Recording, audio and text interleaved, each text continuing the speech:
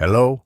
As you can see, I've been a wizard player in Cabal Online since 2008. The game itself was released in 2005, but I must mention that I took a 4-year break from 2016 to 2020. Today, I would like to talk about the wizard class and the current system in Cabal Online, which seems to push players towards playing Blader, Dark Mage, and Force Archer once they reach 1.4 million power. Other classes seem to no longer matter. So, if you plan to play solo in higher-level dungeons, I highly recommend these two classes, Blader and Dark Mage, 100%. As you can see in the higher-level dungeons, the list is mostly filled with Bladers, Dark Mages, and Force Archers.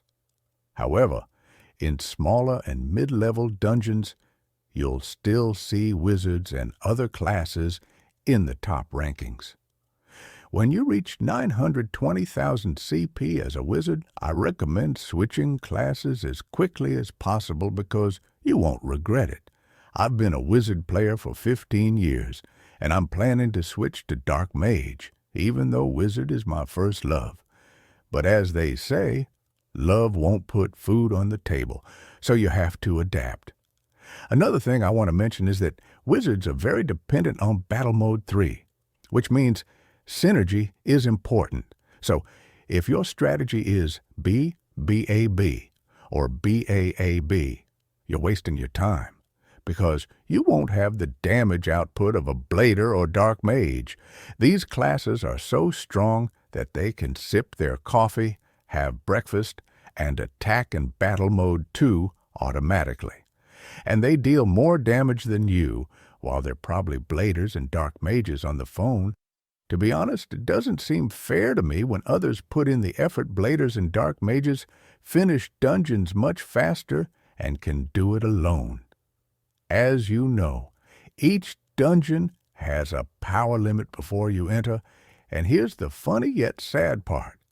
These two classes can finish the dungeon below the required CP, while wizards struggle even with CP above the game's requirements. I remember having significant problems in Edge of Phantom, where it required 610,000 power, and I kept dying until I reached around 750,000 CP, when I could do it more easily. In another dungeon, I had major problems soloing Abandoned City, which requires 926,000 power.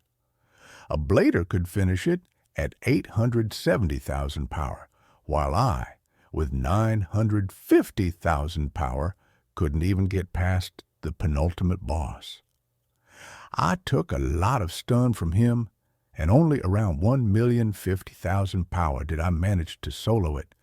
But it was still very hard because I took so much stun from the last boss, which lasted 20 seconds or more, and I kept dying. Here's the video explaining why I want to quit playing as a wizard. You can see my set. I'm full platinum. I have Legend 2 Merit Honor, Stellar Purple, but I have some bad options on my Gear Stellar. I have the best runes and still can't beat the first boss in Forgotten Temple B3F with 1,117,000 power. Meanwhile, my Blader and Dark Mage friends finished Forgotten Temple B3F at 970,000 power using POV potions.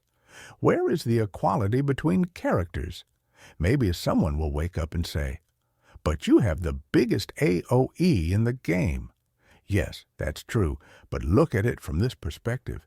In dungeons where AoE is needed most, Blader and Dark Mage are still on top, and Wizard, despite having AoE, should be leading above all other classes. Some might argue that the Wizard has the highest damage in the game, and while that's true, by the time the Wizard lands a single hit, the Blader and Dark Mage have already hit 4 times. I've spoken to several wizards who switched classes, and they all agree that it's 100% better to play as a Blader or Dark Mage. So I guess I'll have to change classes too before I end up as Arianel.